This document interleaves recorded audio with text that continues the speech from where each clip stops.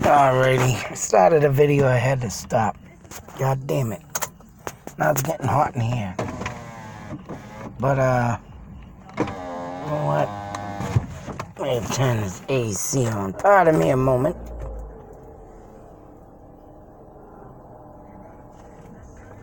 Bear with me. Alright. Actually, I'll talk while I'm doing this. I found this on Reddit, came up the other day. And, of course, you see the big red blotch that I had to put down. I mean, if you go on Reddit, on the Maura Murray cases, I don't know why I felt unsafe putting this address up. There's an actual address. And I'm not doing that to the people. I feel unsafe about doing that, so I had to scribble this out. But one thing about this witness, as you can see, task force report investigation. I guess this person here, him and his wife, John Marriott, Mary wrote. I don't know how to pronounce that, whatever. But John and Virginia's wife.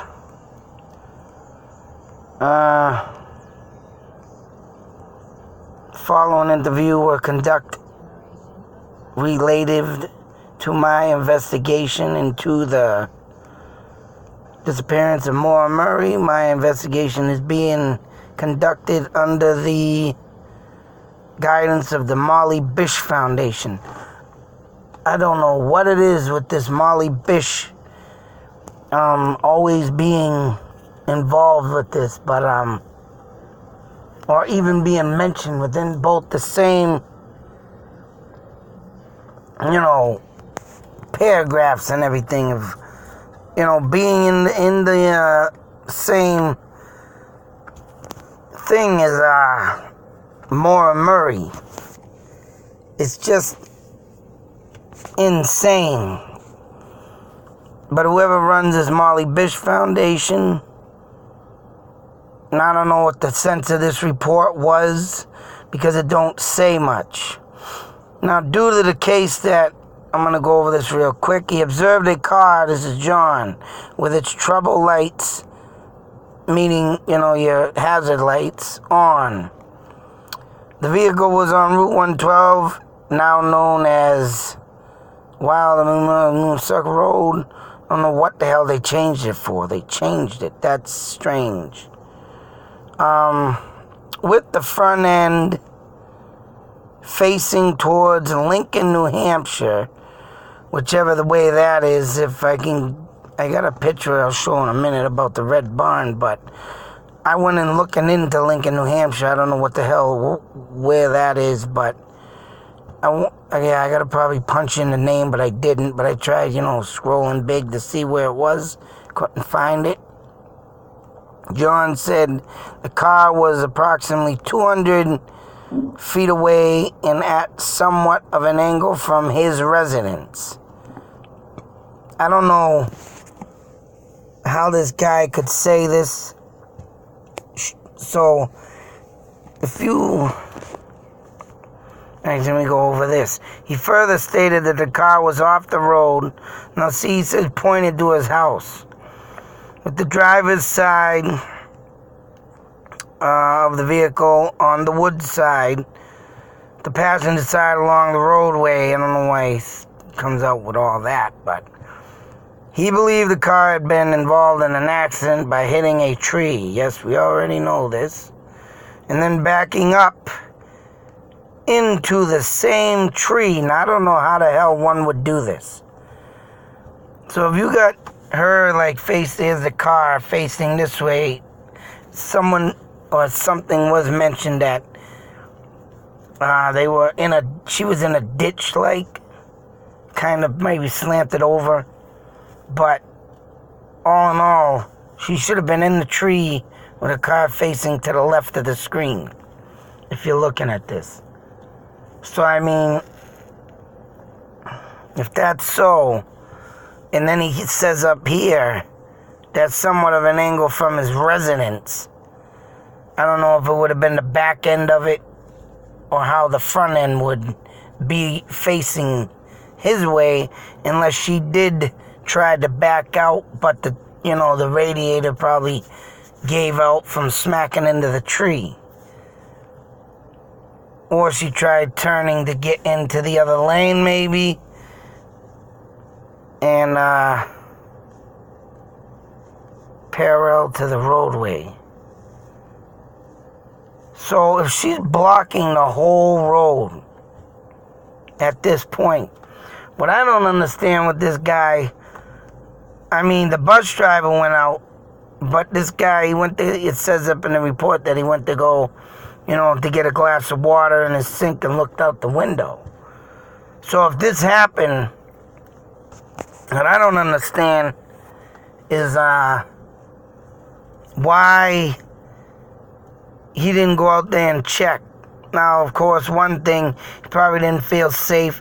Probably he's one of them people that say, oh man, someone's out there, maybe they're just, faking it and will rob somebody.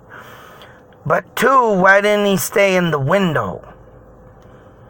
See, this guy didn't see nothing but a car parallel here, looked like it backed up here. I mean, if he noticed all this happening and the car's pointing this way and that way, and I mean, it just sounds pretty oddball to me.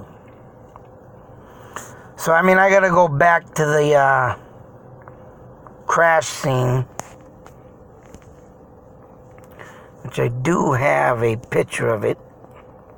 There was the, here it is, right here. Now, I remember looking at a picture and the tree looked like 2 trees back. But this is supposedly the tree. This is a reporter I screenshot, and there's the barn. And in that report I just showed you, which I do not see no lights on this barn anywhere. So maybe, I don't know. No, that looks like a hangover. But the guy said that he could not see the car where it was, but he could see somewhat because the light was shining off the barn here.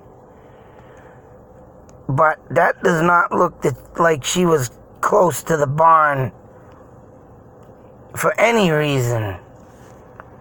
In parallel, and right, as you can see, she drifted off to the left, hit the tree.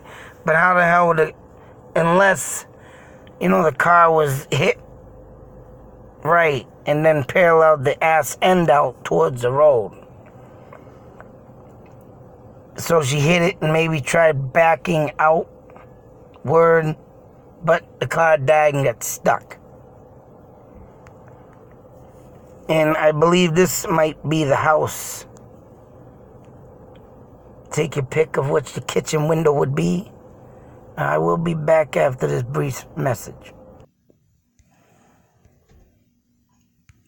So, not knowing which window it would be for the kitchen to be seen, but I believe that might be the house, and how they would be able to see from this angle. Because that's the only house, if you did look on Google Maps, to see that house standing there. The barn, I believe, I don't know if it's owned by that person, but anyways, I have been told by a viewer of mine, I guess hopefully they're a subscriber, thank you very much if you are. I believe a person named Tammy been commenting on this, and I was kind of confused, but I guess Maura did own that Saturn for a long time. And I still haven't. The thing is still an impound, like I said, I guess. But, so I'm about to wonder if that thing got tampered with, is what I say. Whether a tracking device, or whether maybe her brake lines got poked little holes in, or maybe the fact that, yes, if she's had that car for a long time, like it said, of course that person's going to know what to follow and what to look for. But all in all, very sketchy situation. And like I said, this damn story, man, goes on and on. But having that report come up and this guy talking about it, I just don't get it. But it is crazy. And yeah, I could say, I mean, that is a tree. And like I said, someone ruled out the Vassy being hit, the guy there. So that's a good thing, because everybody got their thoughts and theories, but the way they keep going on with this damn story. And someone had commented saying that she's up in Canada in protection services. So, there's so much stuff into this case that you can say, look at, do, whatever the case may be. But, that guy not going out and at least looking, because if that's the house, he's only right around the corner. But if he felt unsafe, he could have kept looking out that window. But, he's got that water. He probably went and told his wife what had seen, what had happened. He's probably telling him to call the police. Both of them not checking. I don't know. It's hard to say. If it was me, personally, I probably went out there and said, hey, you need a hand.